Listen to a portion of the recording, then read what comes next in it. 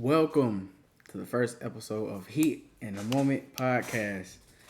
This is a podcast where we talk about sports, life, everything for real. And while we're here, top of the hour, since we're talking about sports, I am an Alabama fan. As y'all can see, I done had this Bama jacket for a long time. So I got some stuff I want to get off my chest. First and foremost, I just want to say we love Nick Saban. He left us earlier this year. He didn't die or nothing, but he retired, and I wish we had him back. Kellen DeBoer's a great coach. I ain't got nothing against him. I really want another quarterback to agree with you. That's really what I'm trying to say. I definitely think that the offensive coordinator don't trust Jalen Milroe arm. He I know if he want to get drafted, I really think that he should work on accuracy because it's plenty of time. As you can see, well, y'all can't see, but the game's still going on. We losing 24-3 to Oklahoma. That's 5-5, and we 8-2. So I mean, I don't know what to say. I think this year is definitely an experimental year for Kellen DeBoer. He did a good job so far. I think, like I was telling some of my homeboys, as long as we win 10 games on the season, I think that's a success. You can't really ask for much because he's some large shoes to fill, trying to fill the Nick Saban shoes. I mean, not many people can really do that. But the game's still going on. I'll talk about it a little more after it goes off. So, but you got other games like Colorado and Kansas. That was a great game. Colorado lost. It was. I watched that game. I definitely think Travis Hunter's still in the front row for Heisman, but I wasn't really impressed with their run defense. They couldn't stop a nosebleed. I mean, the running back from Kansas, Devin Neal, 4 touchdowns, over 200-yard rushing. You can't allow somebody to run like that and expect to win a football game. It just don't work like that. And like I said, Travis Hunter and Shedeur Sanders both are phenomenal talents. I definitely think that play on Shedeur, that's not a real football play. I definitely think it should have been something called there. I don't know what it would have been. Probably roughing the passer. Actually, that's what it would have been. But man, Colorado, man, they just didn't show up today. They wasn't physical enough with them boys. They weren't doing nothing for real. But like I said, this is a great year for Deion too, to be real, because for what Deion has done for Colorado, I mean, you take a team that was 1-11, and you take them all the way to almost a 10-win season. I mean, you can't do nothing but respect that. I mean, they almost made the playoffs. They're not gonna make it now because they're a 3-loss team, but they was mighty close. And I definitely think next year with the recruit they got, I forgot his name. Oh man, not Bryce Underwood. Dang, I forget his name. Juju what? No, Juju Lewis. That's his name. Juju Lewis. They got Juju Lewis, 5-star, second highest rated quarterback for next year. He actually reclassified. He was 2026. Now he's probably 2025. But that's a great pickup. So I think they'll be fine. I think Deion's still gonna have them as a positive record next year. And for people saying Deion goes to NFL, stop. He's not leaving college. He's staying at Colorado. They're gonna offer that man a bag. He ain't going nowhere. But yeah, another upset game that I actually thought was a trap game going into this game. Ole Miss in Florida. They played in Florida. Y'all don't know. I mean, y'all don't know because it's the first episode. What am I talking about? But I be making parlays here and now. If I was a betting man, I would have betted on Florida to win because I said it was a trap game. I seen it because Florida coming off that win of beating LSU, that was a big win. And Ole Miss, man, Jackson Dart he's a great quarterback, but I think sometimes he's a one read merchant.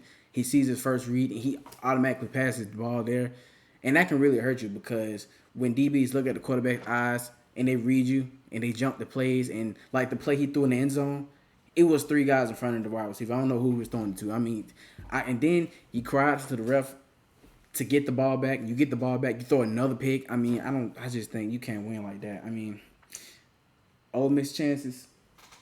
I thought my girl was on. Ole Miss chances of them making the playoffs is dead too. Just like us. I mean, we finna be a 3-loss team, but yeah, their chances of going to the playoffs is over. Honestly, at this point. Honestly, another big game. Ohio State and Indiana.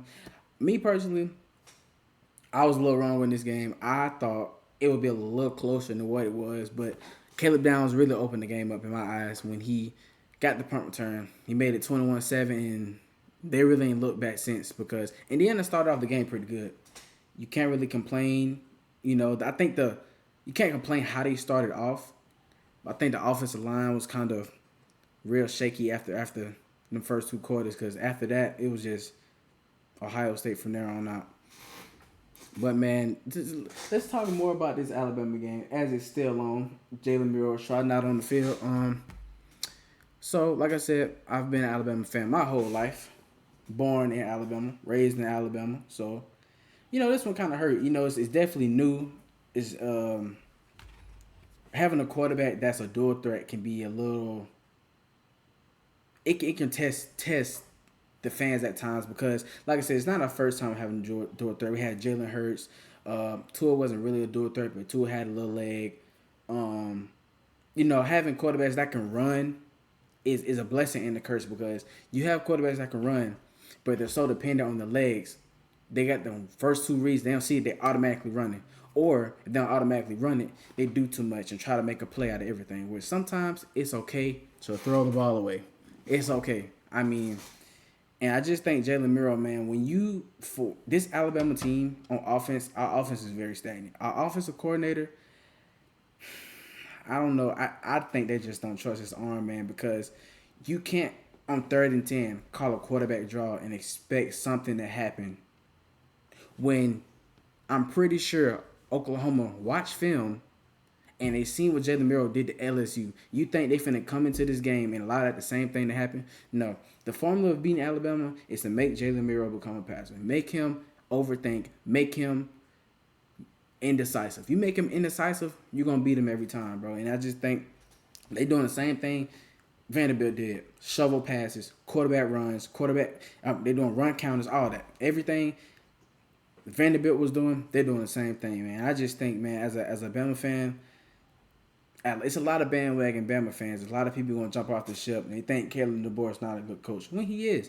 One of the most winningest coaches in college football besides Nick Saban and all the other winning coaches. So, he has a positive record. Off the top of my head, I think it's like a 80-ish percent, high 80% record of winning. So he's a great coach. I ain't got nothing bad to say about him. I just think our offensive coordinator just don't trust Jalen Murrow arm because there's no way you call that many run plays back to back to back, and then the quarterback run or obviously ain't been working the whole game.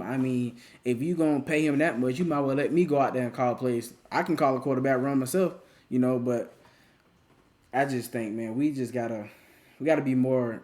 We're too predictable, man. It's way too predictable. It's only one or two things Jalen Murrow gonna do: run the ball, pass Ryan Williams. And that really it. That's the only two things I see. And while we talk about Ryan Williams, man, Ryan Williams, what a talent Ryan Williams is. I'm just so glad that when Saban retired, that he stayed true. He's from Alabama, and I'm glad that he came to us. And I want him to stay his whole career there. Hope he don't jump in the portal, which I don't think he will. But amazing talent, man. 17 years old from Sarland, Alabama. Mr. Alabama. He won Mr. Alabama instead. I can't talk. He won Mr. Alabama twice. Like I said, great talent, man. He just phenomenal. No glaze. I ain't trying to glaze. Phenomenal talent. We ain't gonna glaze too much. I'm gonna leave it alone. And another thing I really wanted to say with the running game, our running game, I definitely think that Jalen Murrow is a great runner, like amazing runner. I just think we become too reliant on his legs, or he's too reliant on his legs. The offense is too reliant on his legs because if he ain't running the ball, we got this set that we run on offense where you have two receivers. You got Jermaine Bernard and you have Ryan Williams, and the defense already know he's not finna pass it. He's running the ball. And these designed quarterback runs, man, I really dislike them. I'm not even gonna lie to you because every time we get close to the red zone, everybody in the stadium, everybody, their mama, their brother, their sister, their dog, everybody knows who's finna get the ball. Jalen Murrow's getting the ball. 100% of the time. He's gonna run a fake handoff, an option. He gonna take it and run it every time. Every single time. And I just think it's too predictable, man. But and next year, I really think our backups, man, our backups really showed showed promise. And we can look at some more games. It's a lot more games I actually want to look at. It's still some games to come on tonight. You still got. Let me see. The rest of the games come on tonight. Oh, well, they're actually on right now. I'm tripping. Iowa and Utah. Utah's up 24. I mean 28-24. Oregon State, Washington State's a tie game. Auburn is beating Texas A&M, which is crazy. Auburn is not really having a good year, but they do got a dog, Cam Coleman. Even though I'm a Bama fan, I can admit when somebody's a dog. Cam Coleman is a dog. I'm giving him his flowers. He's a dog. You had Boise State beating Wyoming. Ashton Genty rushed over 2,000, has over 2,000 rushing yards, and he has a real case for the Heisman. But I think they're not going to give it to him simply off of the fact of the level of competition that he's playing. That's going to be their biggest thing because you can look at Boise State's strength of schedule of who they play, and you can argue that they really haven't played anybody because you got SEC play. When Colorado's played some good teams. Kansas is not record wise. Their record doesn't speak, but these last 3 weeks for Big 12 play, they have really been lights out. I mean, knocking off Colorado. That's a big knockoff because Colorado had aspirations to make the playoffs. I mean, they was number 16. They definitely, if they would have won out this season, definitely would have made it. So I can't even really be big. So if y'all Big 12, not Big 10, I think I said Big 10. Big 12, yeah, they knocked off Iowa State, knocked off Colorado, knocked off BYU. I mean, Kansas, I just don't know what more you can say. I mean, I know their season didn't go how they wanted it to go, but hey, they killing everybody to playoff aspirations. And while we're talking about Kansas, Kobe Bryant, one of the best DBs in college football right now, a certified dog from Alabama too. That boy tough. I know him and Travis had a little back and forth. Not really back and forth, but a little, how fans hype it up. But I think he did a good job. I mean, Travis Hunter is generational.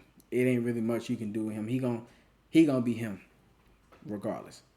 And like I said, Kansas really got the big win. I don't want to backtrack. I feel like I'm backtracking low key. I ain't gonna lie to y'all. Look at some more games.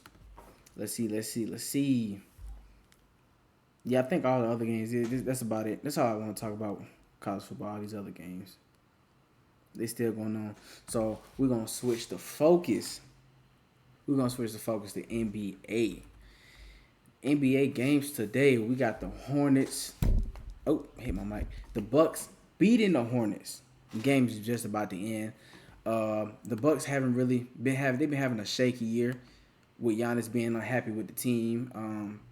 But I think they're slowly they're finding their way, being 79 on the season. In the East 79, you could be the damn third seed at 79.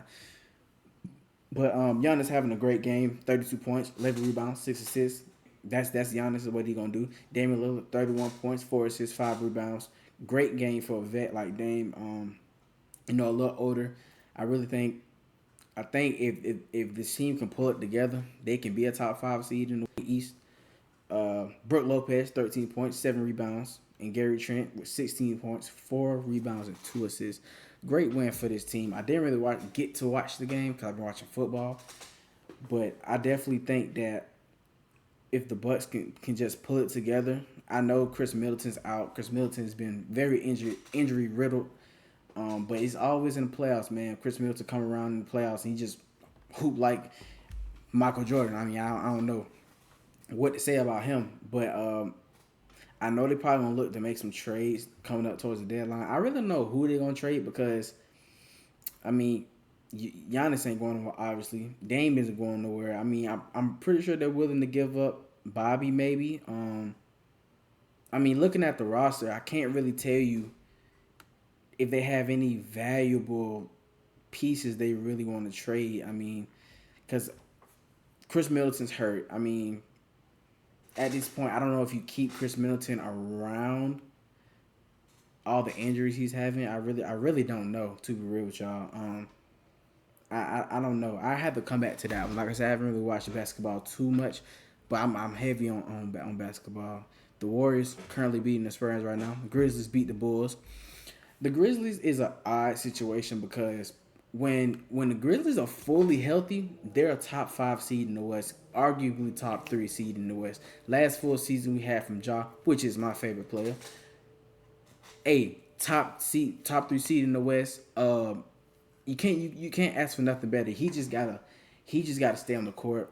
If it's off court or just get injuries, we just need him healthy. He's healthy, he's gonna carry that team, man. But some of the stats, you got Jalen Wells, 26 points, 6 rebounds, 6 assists, 4 rebounds. Decent game, great game for him actually. Jaren Jackson Jr., 23 points, 4 assists, 4 rebounds.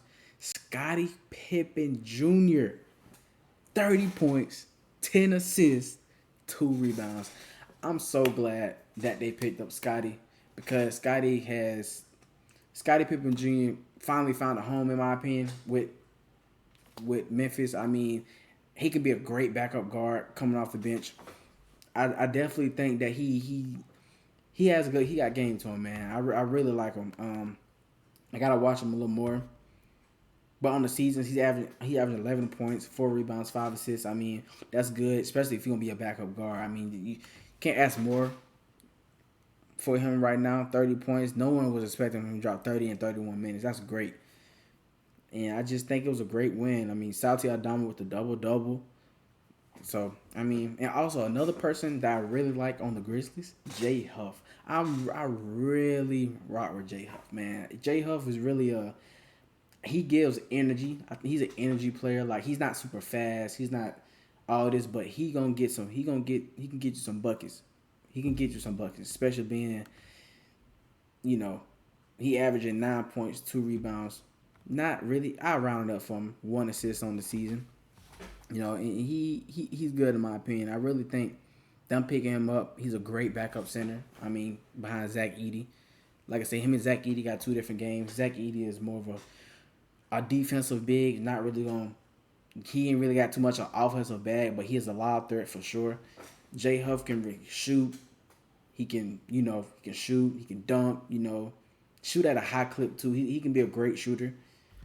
But I definitely think it's a great pickup. I'm glad that the Grizzlies signed him to the team. And while I want to talk about G Leaguers for a minute, man, because this is one guy in particular. You know, J.D. Davison. I really like him, bro. Definitely think. Why we actually let's put up JD stats right quick, man. I gotta bring up JD because the year he's having in the G League right now is phenomenal, bro. It's phenomenal. I'm pretty sure he just had a 30-point game and 11 assists, something like that. I want to say because he just played. I want to say yesterday or today. I think it was today. But on the season, he's averaging 28 points, 5 rebounds, 10 assists. Like, bro, he's hooping, and I just think the Celtics have a dilemma with guards because like it's the guard depth is so deep. I mean, you got Derek White, Drew Holiday, Peyton Pritchard. That's 3 guards right there. So it's probably really hard for them to find a spot for him right now. But I definitely think his development, man, he came a long way. I mean, seeing him drop 40 on my school, I mean, them boys are hooping, but JD was just different. I mean, it's just seeing him play real time, bro. No glaze. I ain't glazing, you feel me? But seeing him play real time, even though he was in high school, great, bro. Great. One of a kind player that I've seen with my own 2 eyes. I mean, I ain't seen many, but like his yearly improvement. First year in the league, in the G League, he averaged 14 points. Second year went to 22.7. Third year is at 28 points a game. So he's getting better, and his field goal percentage is getting better every single year. So I definitely think he's gonna stay loyal with them, and I just hope they find a spot for him in the rotation because he can add some valuable minutes to that team.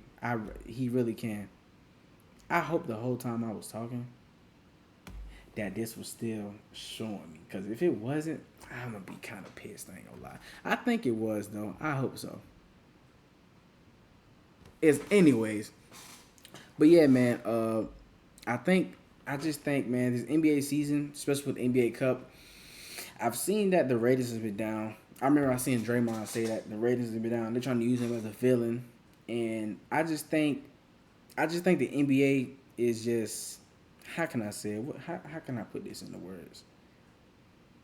It's just very like, it's like people know the beginning of the season, like basketball really doesn't pick up until like right before and after All Star break. I think that's when people really start tuning in, because early in the season, it doesn't really. I'm not gonna say it doesn't matter, but people just don't really be paying attention to it. And I think that's why they. I'm pretty sure that's why they incorporated the NBA Cup. I mean, because NBA Cup can bring some valuable eyes to the NBA, because you know it's a business. They want to make money at the end of the day.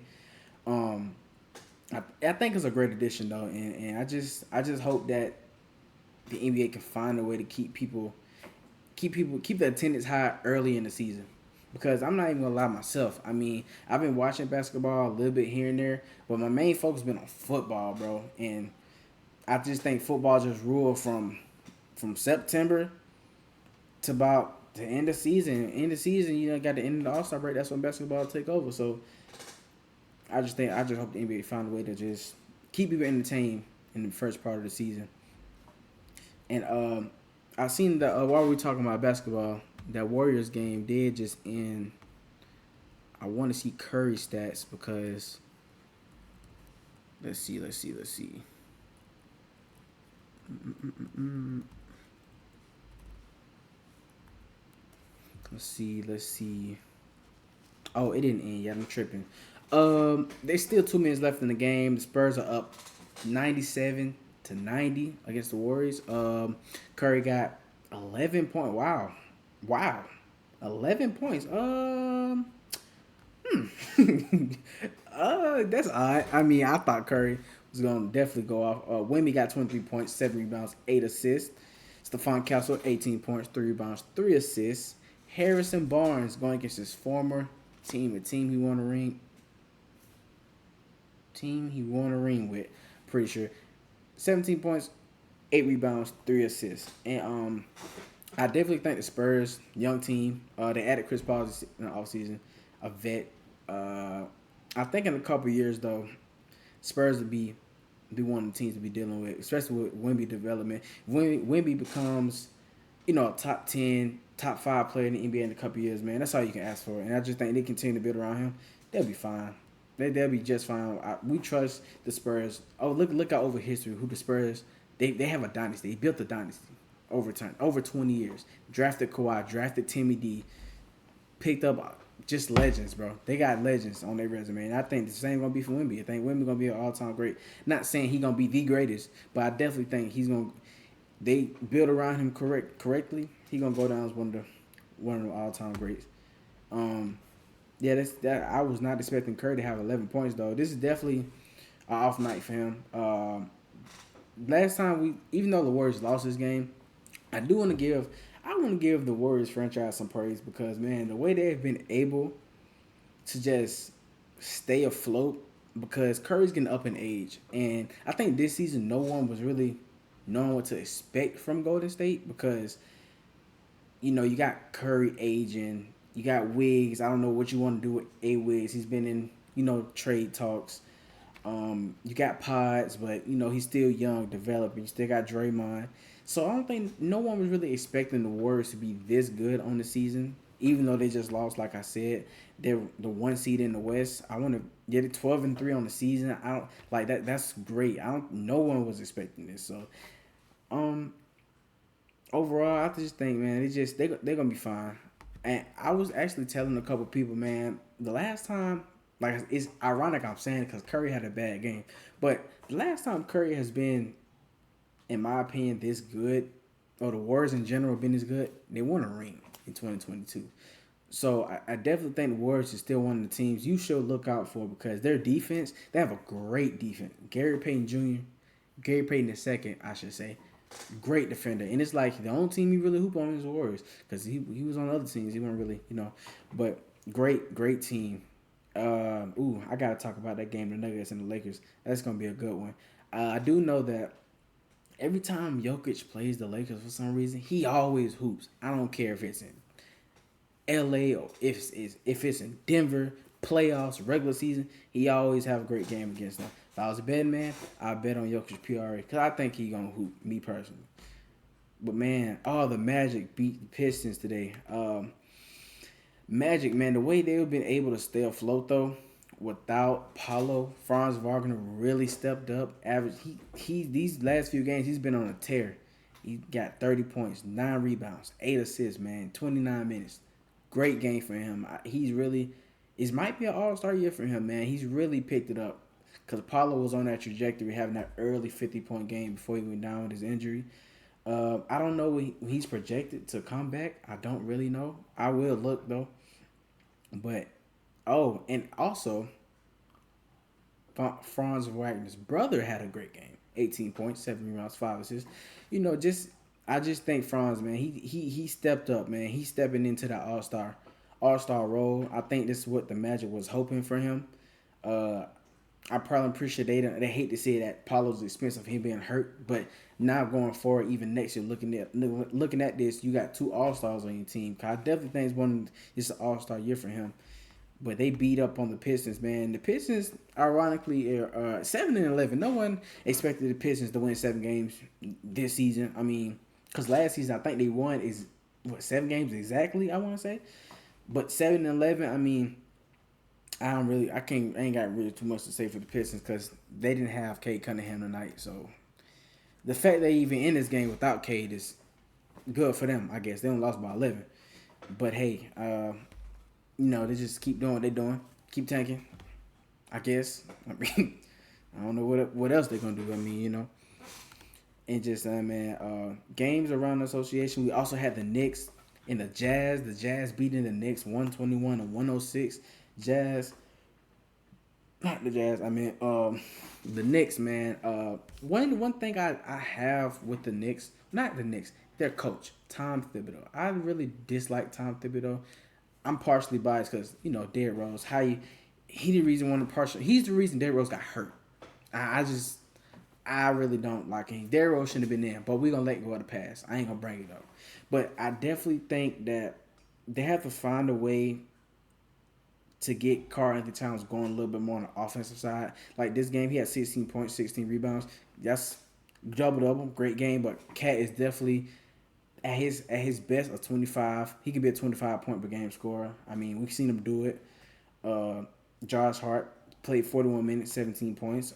OG Anunoby, 36 minutes, 27 points, 3 rebounds. Jalen Brunson, 37 minutes, 23 points, 8 assists, 2 rebounds.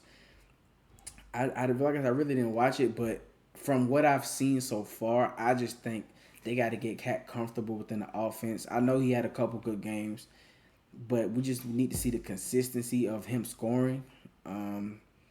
That's really all I have to say for the Knicks, man. But I think they're gonna figure it out with Cat though. I really think they are.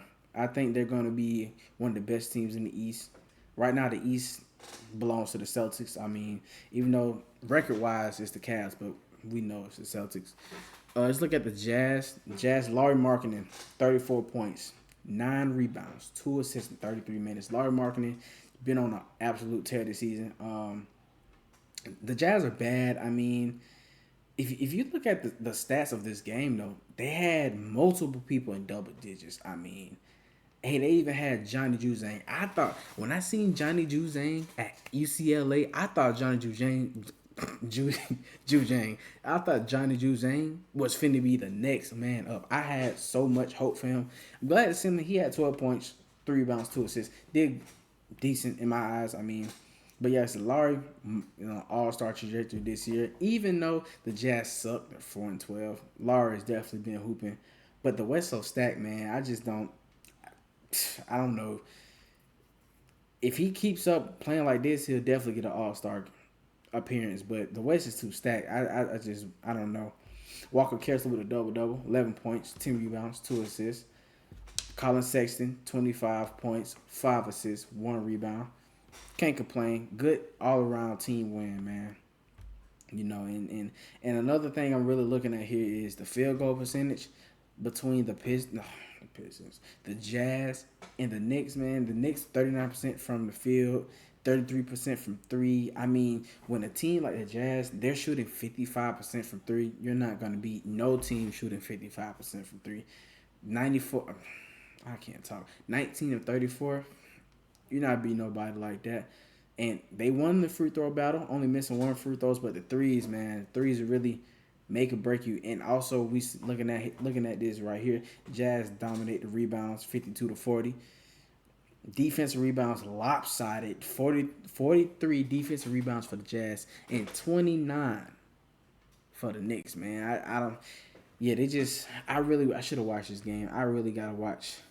I gotta start watching these basketball games so I can give you more like in depth of what really happened. Because me just saying this, I mean, I'm just looking at the stats, but I really got to deep dive in these games because I definitely think this season is a lot of people will say that they think the Celtics are going back to back. I think the Celtics are going to make the playoffs, make a deep run, possibly even make the finals. I just think it's super hard to win back to back championships. Like very hard because teams know your tendencies. They know how you play. They've seen you. They're gonna play you different in the playoffs, man. The Celtics is just overall just deep. So that's why I don't think it's impossible for them. I think it'll be harder this year than last year, but I really know who. I don't have no winner, honestly, for the finals this year. I don't know who gonna win. If the Celtics win, hey, I mean Jason Tatum have ring number 2. That's good for him and his legacy. Jaylen Brown ring number 2. They prove that they can stay together and get dubs. I think they should just try to get as many rings as possible while they got this core together because the team is very expensive. You got two $300 million players, and you got Derek White making over $100 million. You got what's his name? Oh, I'm tripping. Drew Holiday making $100 million. That's almost $1 billion. That's half $1 billion right there in 5 players. So, they definitely need to try to get everything they can out of this team because it's getting very expensive because the owners are trying to sell it. I have seen no one really bought it yet, but it's a really expensive team, man. So they just need to get as many as they can. And yeah, I think the Alabama game, is it over yet? Let's focus back on college football. I think the Bama, nah, it's not over yet. It's late it's in the fourth for sure. Late in the fourth for sure, man. I'm just so disappointed as a Bama fan. Not even gonna lie to you. Oh yeah, it's 24 seconds left in the fourth. That's game, man. Sad, bro. Super sad, super sad. I don't know what to say. I don't want to rage out too bad. Not on the first episode. I can't rage out too bad. It's just, man, just growing up, bro, and just seeing the wins of Alabama and just how much I've seen. I became a Bama fan in 2008. I was born in 2002. Let that sink in for a minute. Born in 02, fan in 08. 08, 09-ish. I remember seeing the Mark Ingram teams and the Coops and the Julios and just, bro. And it's just, we're in a different era of Bama football right now. And I just think a lot of our fans, we have a lot of fake fans too. I don't know if they're here for the ride because it's not the same Bama of old, bro. It's not the Nick Saban era. It's the Kalen DeBoer era. And we have to accept the fact that Kalen DeBoer ain't the type of coach who's going to get in your face and scream at you and things like that. Because even me, I had to realize that because I was so used to the Saban way of Saban just going at players and telling them, just all in their ear because I'm thinking that's the type of coach we need. But, a lot of players have voiced that this is the most fun they had on the team, even though they just lost this game. But it's just so sad, bro. And I don't really down talk none of the players because they all playing their butts off. But man, I just think that Milroe has to become a better passer if he wants to be a quarterback at the next level because him running It's not gonna work. It's different from the Lamar situation because they said the same thing with Lamar. The difference with the Lamar situation is Jalen is very, very indecisive. When you force him to become a passer and you take his running ability out of the game, it's like a knot sitting on a log. He looked one way. He don't even feel the pressure. I done seen Jalen Murray get killed so many times. It's partially the O line fault too, but I've seen him get killed so many times in the backfield, bro. It's just he has to be a more poised passer, more accurate passer. If he could not deep balls, pause, deep balls, bro. He's probably the most accurate deep ball passer in college football, bro. He literally.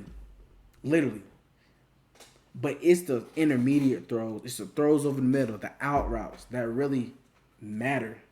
And us losing this game, we're not making the playoffs. Our playoff dreams are over with. We're probably gonna fall. Probably 17, 18 maybe.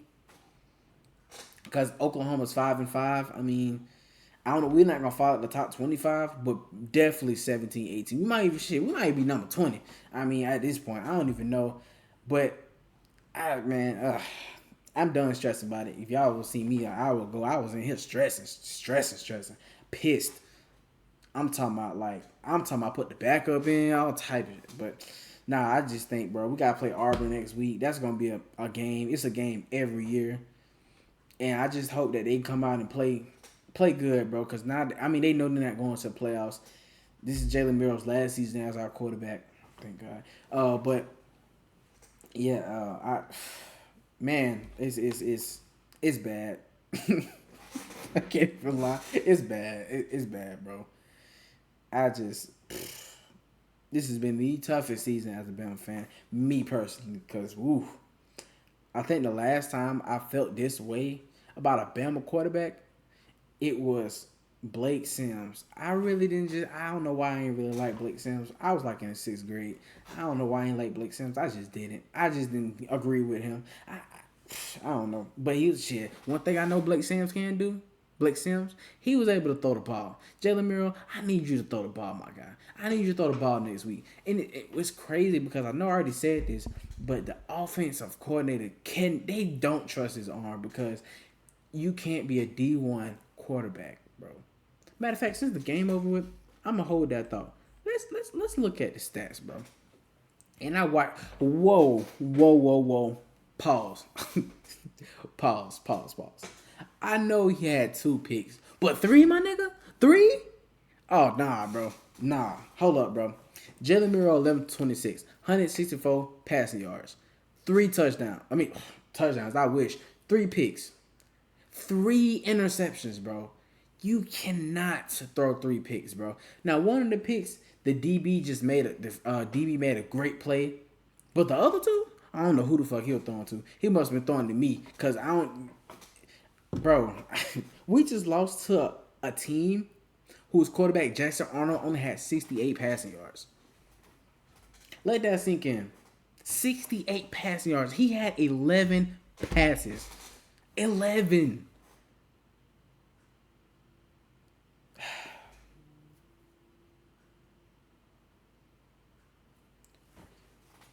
I'm out, man. Boy, let's look at the receiving yards, man. Jeremy Bernard. I've been saying Jermaine this whole time. I'm stressing y'all. I'm not even gonna lie. Jeremy Bernard, man, 4 receptions, 60 yards. Their leading receiver had 2 receptions for 21 yards, bro. You can't make this shit up. You just can't. You can't. You can't, bro. You can't, bro. And our receiving room, we have a good receiving room. You got Jeremy Bernard. You got the freshman sensation, Ryan Williams. You got Kobe Prentice, who really hasn't really been in the offense that much. And I really wish we would have got him involved in the offense a little more. But he had 1 catch today. Bro, Oklahoma, the thing that hurts the most about this loss, they were missing almost their entire offensive line, bro. I mean, not entire offensive line. They were missing their top 4 wide receivers. Top 4 wide receivers. That's insane. That's insane. And we lost. We lost. They missing part of their O line. They had at least 10 key people hurt. And this is a bad loss, man. This is an ugly loss. This is an ugly loss. This one hurt a little more than the Vanderbilt one, to be real with you. Because at least we lost to Vanderbilt. We had a chance to make the playoffs after that. We ain't got no chance now. But partially, am I really upset that we're not making it? Because I can tell you what was going to happen if we made the playoffs. Hypothetically speaking, we beat Oklahoma. We go to the playoffs. We play a good team that watched film. Hey, Jalen Murray like to run. Let's take his legs out the game. Same shit would have happened. Same shit, different team. Same shit, different toilet. That's what would have happened, bro. That's exactly what would have happened. So at this point, we lost, but hey, it is what it is, bro. I mean, man, and also, let me talk about the defense for a minute because the defense has stepped up this season. But my thing is, we lost the same way we lost to Vanderbilt. My thing is, hey, if they're doing counters, if they're doing shovel passes, just doing quarterback runs, set a spy. That spy, your job is to watch the quarterback. Wherever he goes, your ass better follow. Follow him like some stank on shit. You gotta follow him. Because if you don't, and you got Jackson Arnold rushing for 137 yards, you're gonna lose, bro. Have the QB contained. It just, oh my gosh. Then you lose Deontay Lawson, one of the captains on defense. He go out with a leg injury. I think it's Achilles. I hope it's not his Achilles, man. But I don't know. I don't know. I don't know what to say. I'm give me some pass at this point. Let me go out there or something. I don't know. But no, I'm just playing. I don't need to go out there. I ain't really playing high school. But yeah, oh my gosh, bro. I never thought I would see the day, man. Alabama, 3-loss team. It's been a minute. It's been a minute since we had this, man. I ain't never see. I thought we'd see the day when Bama was at the top 15. Because we finna fall to like 20. I know at 17, 18, somewhere down there. We down. It's over. This right here, man. I done had this jacket for a long ass time, man. And now we finna see who the real Bama fans is, man. But Milroe, bro. Love him as a person. Love him as a person, bro. Great. His media presence, very media savvy. We love that. But as a passer,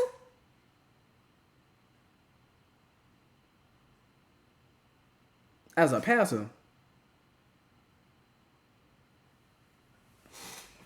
gonna leave it at that. I'm gonna just leave it at that. But it's the first episode. It was a little.